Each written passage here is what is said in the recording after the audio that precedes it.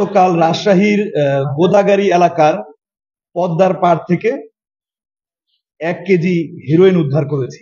তো আমরা যাকে গ্রেফতার করেছি তাকে আমরা আগে থেকেই খুঁজছিলাম, বেশ আগে থেকে। সে একজন চিহ্নিত হেরোইন ব্যবসায়ী।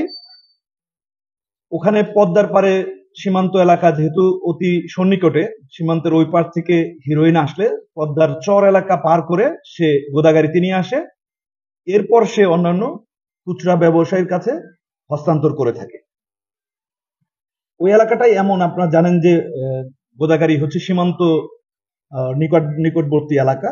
হিরোইনের পাচারের অন্যতম রুট হচ্ছে রাজশাহীর গোদাগাড়ি। এছাড়াও আছে রাজশাহীর পার্শ্ববর্তী চাঁপাইনবাবগঞ্জ এলাকা। এবং আপনারা জানেন যে এই মাসে আরো কয়েকবার আমরা চাঁপাইনবাবগঞ্জ এলাকা থেকেও হেরোইন উদ্ধার করছি। আশা করছি আজকে আরো একটা অভিযান সফল হবে।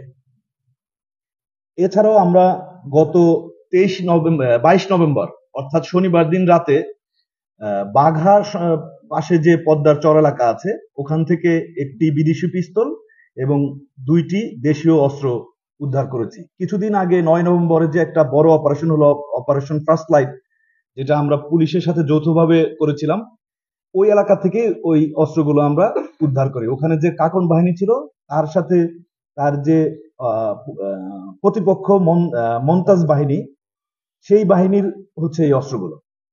তো বর্তমান সময়ে আমরা বেশ কিছু অস্ত্র উদ্ধার করেছি এবং মাদক উদ্ধারও বৃদ্ধি পেয়েছে। আমরা আশা করছি এর মাধ্যমে সার্বিক আইন শৃঙ্খলা পরিস্থিতি নিয়ন্ত্রণে রাখার জন্য ভূমিকা রাখবে। ধন্যবাদ সবাইকে।